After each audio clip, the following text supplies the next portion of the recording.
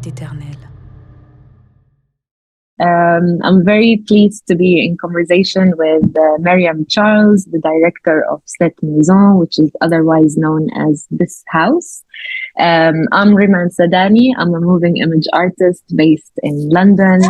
And I was very lucky to see the film in May for the first time in London. And it's a film that stuck with me ever since. And I'm really happy to see it currently screening in UK cinemas. It's being distributed by Tape Collective. For those who haven't seen the film yet, Cette Maison is a French-Canadian magical realist and experimental documentary, which premiered at Berlinale in 2022. The film examines the tragic and suspicious death of a teenage girl, looking into the past causes and future consequences of this unsolved crime. Playing out like an imagined biography, the film explores the relationship between the security of the living space and the violence that can jeopardize it. Filmed entirely on 16 millimeters, the visually stunning film imaginatively explores themes of grief, diasporic trauma, and motherhood. So, Miryam, thank you for joining us and making the time to be here. Thank you. I'm very glad to be here. How's your time in London so far? It's very good. It's a bit colder than I thought, but I love it. So, Miryam, I understood that before you made Cette Maison, you made a few short films. And I wondered if we can talk a little bit about this transition from making short films into, making a feature film. And I wondered also the second part of my question, I guess I wondered if there were any themes or even formal qualities to do with the image, the sound, the storytelling that you carried into Cette Maison and either developed further or maybe changed a little bit? I could tell a little bit about my background, so which is always translated in the movie that I make, the short and even the feature film, is when I became a filmmaker, I continue a long life question that I had since I was a child, which is my identity and my connection to IT. Because my parents immigrated to Canada in the late 70s. And as a child, I think that I really wanted to, at first, become Canadian. And my parents really bought into that also. They wanted us to be Canadians. So we learned French before learning Creole. And it was very important, especially for my dad, that we speak like in proper French. And growing up, I realized that for the majority of the population, I wasn't really considered as a Canadian, and I was considered as children of immigrants or immigration. And when I would go back to Haiti, I would try to speak Creole with my family or friends, and I would speak it with a French accent, which always bothered me. So that connection to IT or to the motherland is very present with all of my short film. And of course, when I decided to do a feature film, it had to have a part in it because I'm very lucky. I had the chance to travel a lot to IT and to meet with my family, but my cousin never did actually. She died at 14 years old and she never went back to IT. So when I decided to make that project about her, it's a homage about her, but it's also a homage to my family and my ancestor. It was very important to keep that connection in the film. And I don't know if people saw my short film, but if you do, or eventually if you do, I'm not going to say that they all look the same because they don't, but they all feel the same in a way that it's always about identity, finding your voice. Sorry, there's a lot of wind, so I hope that you can hear me. Finding your voice and asking questions about that and not trying to find the truth about it, because I don't think that it's possible. And I think for me, I watched Cette Maison was the first kind of work I saw by you. And then I ended up seeing the short films in preparation to our conversation. And I think I get what you're saying in terms of like, there is this theme of also revisiting certain events or revisiting certain even historical moments. There's also this beautiful relationship between the image and sound, or the image and text as well. And there's always this kind of almost like a narrator or some sort of like a voice also that carries us through the journey. And I thought maybe, Miryam, before we delve more into Cette Maison and the significance of this film, I wonder if you can talk us through the process of making. What was the starting point? Did you write a screenplay? How did that process evolve? It's very funny to say now, but I never really intended to do Cette Maison. It was a friend of mine who saw 2 or 3 of my short films, and he's a director, an incredible director, and also a producer. And he convinced me over a year, a year and a half to do a feature film. And with each project that I start, I always think to myself, actually, I always tried to be more courageous. And when I thought about doing Cette Maison, I thought about the event of my life that I was the most afraid of, and it was the death of my cousin. So I decided, okay, I think I'm courageous enough to tell that story. And I pitched him the idea about the structure, and we got the money to do it. So I did write a script. It was the first time actually that I wrote a complete script, because usually my method is a bit more deconstructed than like more classical approach.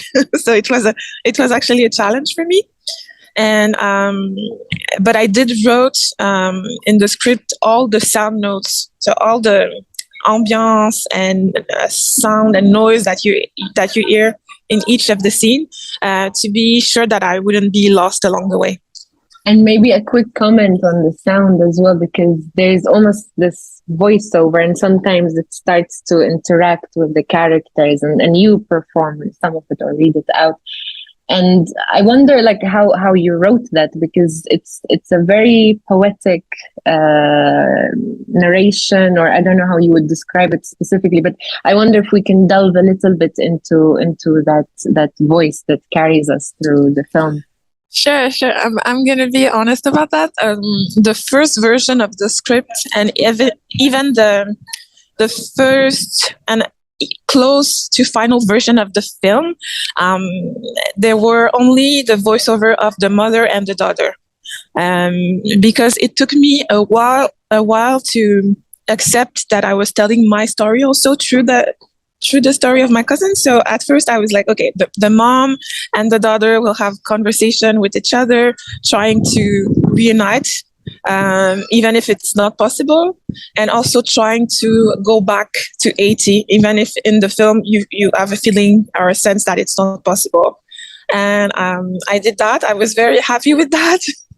I started working alone as an editor, and I would say that usually editing does not take me a lot of time, because I love it. I love do the editing. I love working with sound. But I think that this time it was a bit too hard for me. So I worked with another editor from Montreal, which I love.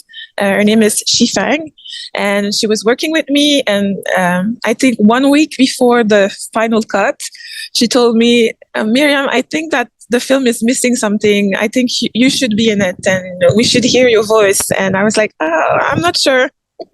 And very kindly, she convinced me to do it. So I went home, I wrote a text, I recorded it in my closet, and that is what is in the film. So it was just my impression of the film, of doing the film, of going through a lot of emotions. And I think that's why there's a particular feel with that narration, that it's so instinctive, because I didn't think really about it. I just wrote it, I recorded it, and edited it in the film. It's a beautiful addition, and I'm happy that you made that decision, because I guess this takes me to another question I had about a very specific moment in the film where there's this exchange between the character of Tessa and it's your voice, and we get the feeling that it's almost this kind of presence behind the camera, or there's an exchange between you and her where she asks, for instance, she tells you, we're making it up. That's what we're doing here. We're trying to tell a story, an impossible story. And then very gently you respond back, asking her to take a break. She responds by taking a sip of water. And it's a very beautiful moment. And it made me ask a lot of questions about your position throughout this film and your position in relation to the character. And I understand now you're saying maybe the voiceover specifically came after, but still throughout the process, what do you think your position was, especially in relation to such a personal story? I think it was a difficult position because in a way, I was inventing a story, starting from reality, but still I was imagine my cousin as an adult or in the body as of an adult, because the actress playing the role is 26, which is the close to the age that she would have now. And at a certain point, I was like, am I speaking for her? It was very I was a bit uncomfortable in that way, because I was saying to myself, I'm trying to do my best by her, but at the same time, I was asking myself, is it enough? I tried to recreate some kind of conversation that I would have with her. I would say, just this is not reality. We are creating something. I'm creating a reunion with you and with your mother that will never happen, and we both can take her time through that, because I was telling her that, but I was also telling myself that too. And Miryam, maybe we can talk a little bit more about the theme of home in Cette Maison and the many returns that play out in the film. So there is the return of the dead, there is the return to the mother, there is the return to the homeland, Haiti. And I want, there are actually a few lines as well from the voiceover that really stuck with me, where in the English subtitles it says, the suitcases will be unpacked, no need to leave anymore. We sing, we dance, the refusal to be strangers for generations to come. This joy is immense. So I wondered what this question of return means to you, and how also it's played out in the film. It's very true. The film tried to portray various return, also even return to life, if it could be possible. And when I realized while I was writing the film that I was also telling my story, and my need, I would say almost my obsession to define a home for myself and for my family, and maybe realizing also that it wasn't important to find one place. I kind of made my peace with that while doing the film, and I would say that because it's a bit peculiar.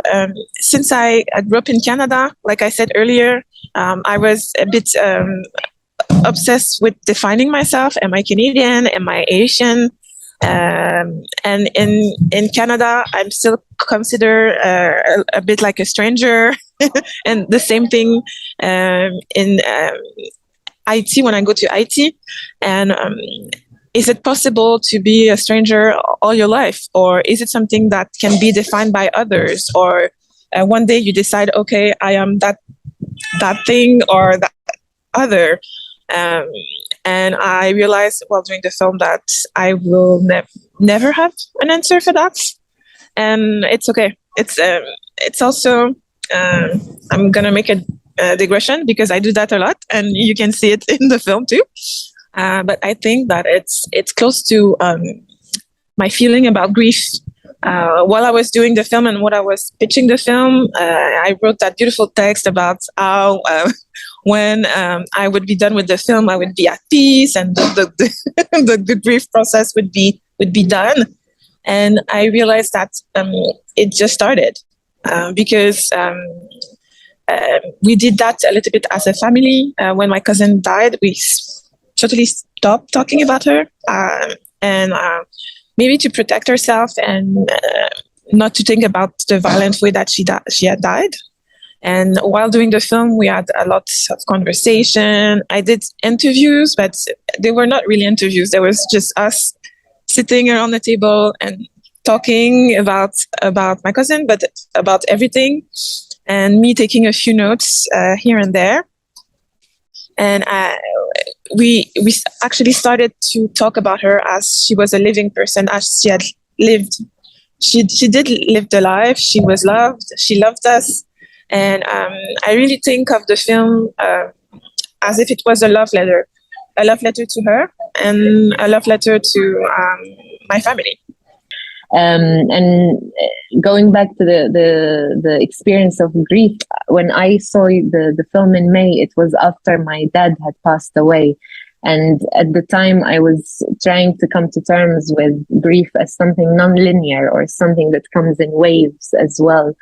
And I think, what really struck me with the film was this beautiful reminder of reimagination, and the fact that we have also this power to make our own claims onto the past, or rewrite certain events. And what's so strong about Cette Maison is you also present us with a non-linear narrative, which seems very close to the themes as well that are unfolding.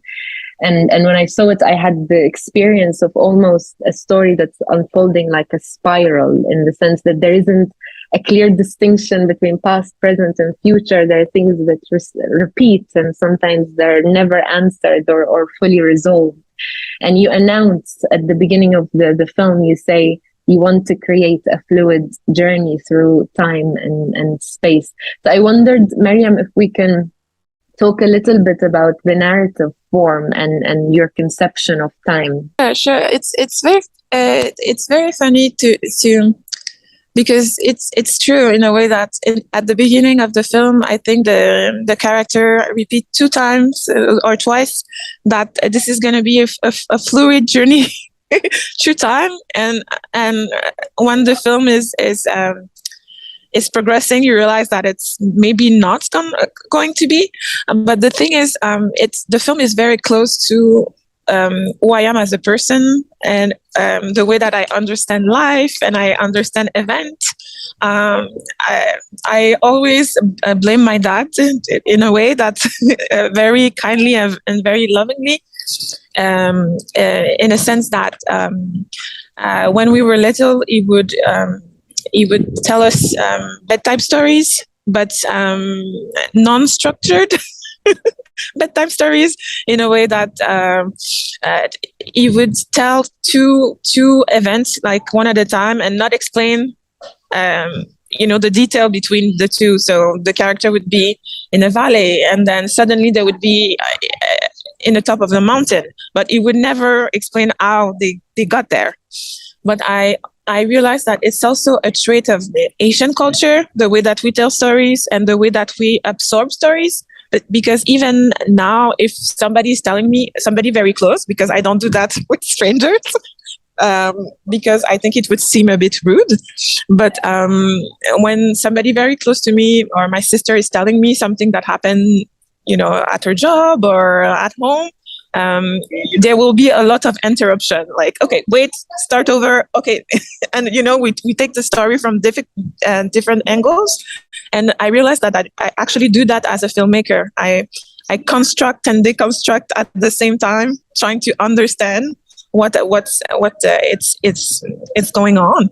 And I don't really think about if it makes sense or if it's logical for public, because I always, and not in condescending way. I don't do that, but it's more like I feel like the public will connect to the story in a different experience, because I always think that there are different ways to tell stories. There are the ways that we learn, that I actually learned at school very reluctantly. It was very difficult for me to tell a story from a linear point of view. But I can escape my mind. It's just the way that my mind works. I have to revisit again and again and again, and trying to find an answer. And even now, I think I realize that the answer is not that important. It's just the fact that revisiting an event again and again really helped me to maybe not understand it fully, but to experience it in a new way. And I think, Miryam, like some of the responses I've been following to the film now in response to some of the screenings in the UK, that even like from like recently I saw the film in Sheffield, I think a few people are commenting on how, although the film is very experimental in its approach, it's also accessible. You know, they're able to follow the story, and they are able to also connect with the characters, which is just a really beautiful achievement. And I wonder, like, if you have any comments on how also you established that balance between, you know, having the space to experiment and to play as well, and deconstruct. But at the same time, you know, there's something accessible in the story, and there is a point of entry into it. I would say I'm a bit surprised at the way that, because even if I know who I am, so for me it's not such a strange film. And for the members of my family, you know, we are a very close family, so they saw the film and they were like, "Oh, this is Miryam." They were not, you know, surprised by it. But I think that the way that people respond to it is very touching to me. I'm really glad, because I study cinema. I saw a lot of experimental film, and sometimes there's when the form is not non-linear, there's automatically a distance with the public, because people try to process, which I understand, what they are seeing. But I think that with Cette Maison, since from the beginning, I was thinking, oh, I'm making a love story. Everybody, in a way, no love, or I've lost love. Hopefully not, but maybe I can connect with the public in that sense. And you know, love is universal. So that was my hope with the film. And it's interesting. Yeah, you mentioned like the love letter as well, that in a way like was part of the process of making the film. Because recently, when I was rewatching the film, adjacently, I was rereading an article by Ayana Dozier that she wrote after the passing of Bell Hooks in 2021. The article is titled "Bell Hooks's Heartbreak Church," and I just want to quote her, because she begins the article with quote, "Grief is an act of service. Bell Hooks taught us that to feel grief is to open yourself up to the wounds in the place where we would know love." End quote. And I kept thinking of these lines in relation to your film, Miryam, because I think for me personally, Cette Maison is a beautiful example of grief as an act of love, but also it's an act of love that becomes transformative, in the sense that you are reimagining things.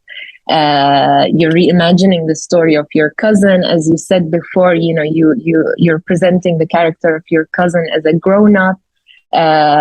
She's at the age that your cousin would have been if she were alive at the time of filming. You imagine your cousin returning back to embark on a journey to the homeland. So I wondered if you can comment on these choices, and specifically this choice, I guess, of reimagination. I think grief, in the way that I see it and I experience it, is very it's tied to hope. Because even if you are in a state of sadness or despair, there's always hope since we are still here and still alive, to be better humans and better persons. So for me, it was always tied to hope. So making films, there's a sentence that come back over. There's a lot of sentences in the film that come back over and over, but that sentence is anything is possible here. And through art and cinema, it was possible for me to imagine my cousin as an adult and imagine her reunited with her mother, and imagine the both of them trying to go on this journey and go back to 80, and even with the impossibilities, because we weren't able to shoot the film in 80. All the landscape that I film were not shot in 80. They were shot in the Caribbean, in Dominica and St. Lucia. But through cinema and the multiple possibility in the film, the characters do believe that, they are going there, and their memory are floating around the homeland, even if it's not the homeland. So I think it was also an act of, as I said earlier, that it was an act of love, but it was also an act of hope. And Miryam, I mean, the visual approach in the film is incredible. It's I mean, you shift with the visual language throughout the film. We have like these theatrical scenes. We have scenes where the character of Tessa is directly addressing the camera, and there are these exchanges sometimes between you two. There are also these constructed scenes in, realistic settings: a house, a bedroom, a living room, kitchen. And then what you just mentioned about the kind of almost documentary footage of the landscapes that are supposedly Haiti. So I wonder if you can talk about these constant shifts in the visual language of the film. How can I explain that? I knew from the beginning that I was not going to make a traditional documentary, even if I did want it to try, in a way that I did set up a few interviews with the mother of my cousin, with her sisters, with my mom, and a few other family members. But COVID happened, and it was they were a bit stressed about having a film crew in their home. So when they told me very kindly, I was like, no worries, I'm not going to impose that to you. But I did meet with them, talk with them, took a few notes.